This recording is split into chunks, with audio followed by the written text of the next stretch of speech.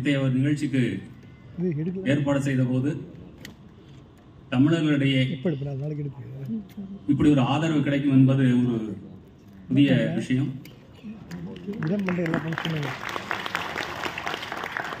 தமிழ் அறிஞர் ஐயா விஸ்வநாதன் அவர்களை வருக வரவேற்கிறேன். ஐயா சந்தோஷம் அவர்களை வருக வரவேற்கிறேன். எனது ஞான தந்தையின் மகன் ஐயா ஜி.கே. வாசன் அவர்களை வருவருகென வரவேற்கிறேன். மற்றும் உங்கள் அனைவரையும் வருவருகென வரவேற்கிறேன். வடிவங்கள் எடுத்தாலும் இதுவரை திரை வடிவம் எடுக்கவில்லை.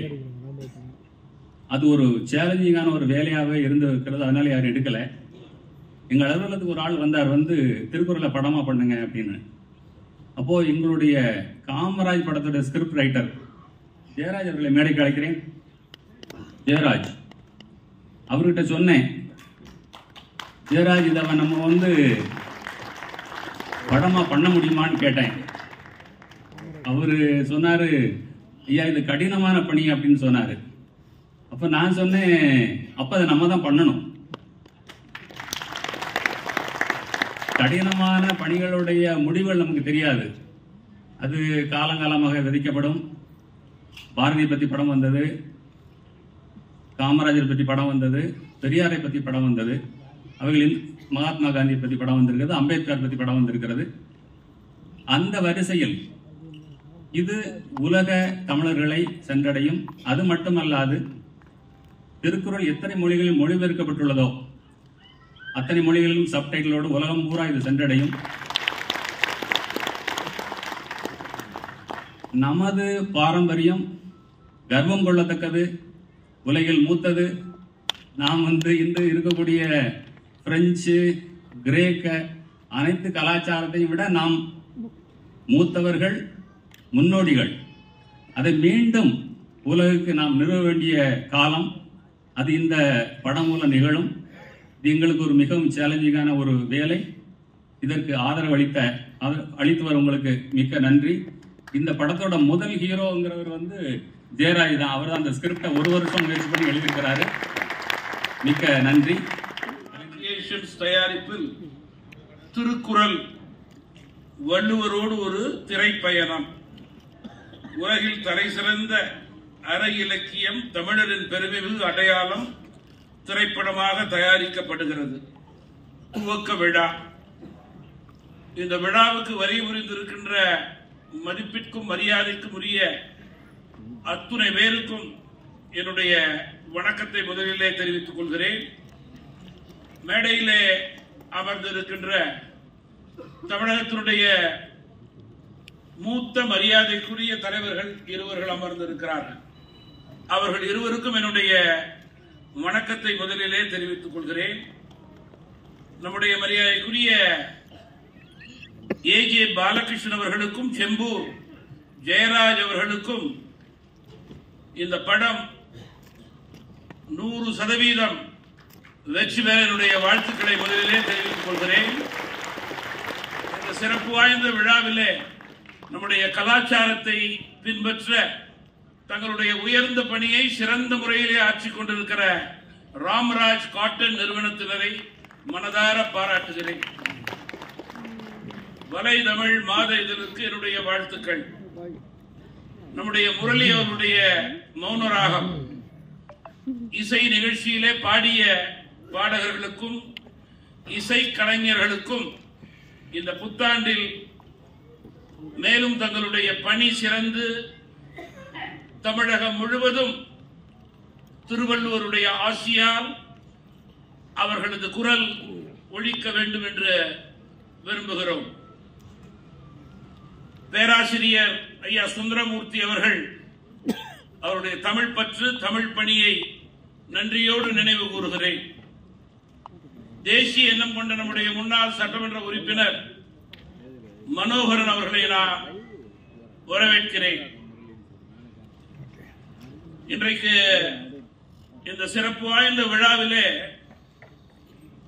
பலருக்கு அவருடைய உயர்ந்த பணிகளுக்கு அங்கீகாரம் கொடுக்கப்பட்டிருக்கிறது. அவர்கள் அத்துணை பேருக்கும் என்னுடைய வாழ்த்துக்கள், பாராட்டுக்கள், நன்றியை இந்த நேரத்தில் தெரிவிக்க விரும்புகிறேன். கொடுக்கும் என்பதில் மாற்று கருத்து கிடையாது. வாழ்த்து, பாராட்டு, நன்றியை தெரிவித்துக் கொள்கிறேன்.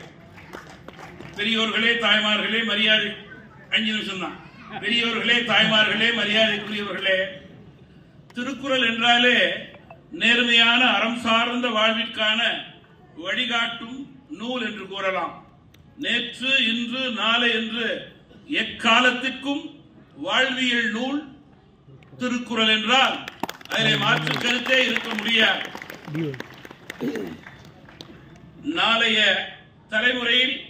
தலைமுறையினர் மனதில் பசுமரத்தி ஆணி போல பதித்திட அத்தகைய திருக்குறளை திரைப்படமாக்குவது அவசியம் மட்டுமல்ல, அவசரமும் கூட என்று பாலகிருஷ்ணனிடம் நான் ஒரு காலக்கெடுவுக்குள் இதை நீங்கள் முடிக்க வேண்டும் என்று கேட்டுக்கொள்ள விரும்புகிறேன்.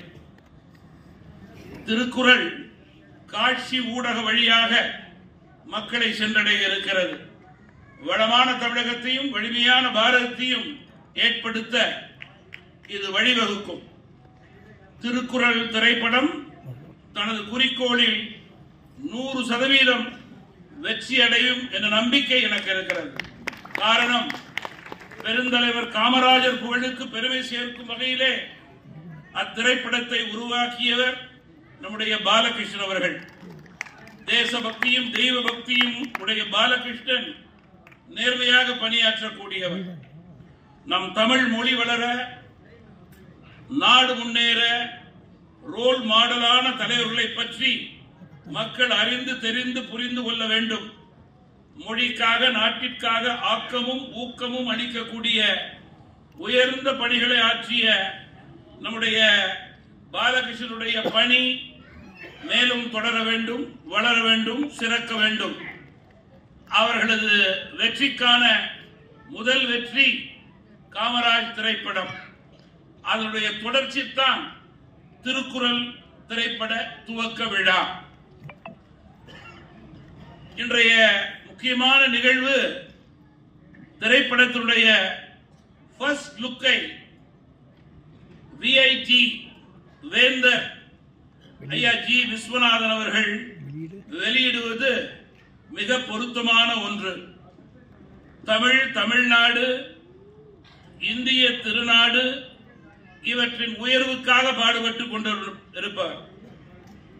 பெரியாரோடு பழகிய பெருமை அவர்களுக்கு உண்டு. புரட்சி தலைவரோடு அமைச்சராக செயல்பட்டவர். புரட்சி தலைவியுடைய நன்மதிப்பை பெற்றவர். உலக அளவிலே இந்தியாவுக்கு பெருமை சேர்க்கும் வகையிலே இன்றைக்கு ஒரு உயர் கல்வி கூடத்தை நடத்தி கொண்டிருப்பவர். லட்சக்கணக்கான மாணவர்கள் அவர்கள் சார்ந்த கல்வி கூடத்தின் மூலம் இன்றைக்கு வளர்ந்து உயர்ந்து நாட்டிற்கு உலக அளவிலே பெருமை சேர்த்துக் கொண்டிருக்கிறார்கள். இந்தியாவுக்கு நற்பெயர் சேர்த்துக் கொண்டிருக்கிறார்கள். தமிழ் மொழிக்காக அவர்கள் ஆட்சி வரும் பணி போற்றுதலுக்குரிய பணி. திருவள்ளுவர் திரைப்படம் எடுப்பதற்கு துணை நிற்க வேறு யாரையும் நம்மால் நினைத்து கூட இன்றைக்கு பார்க்க முடியாது. ஐயா விஜிபி அவர்கள் உலக தமிழ் சங்கத்தினுடைய தலைவர்.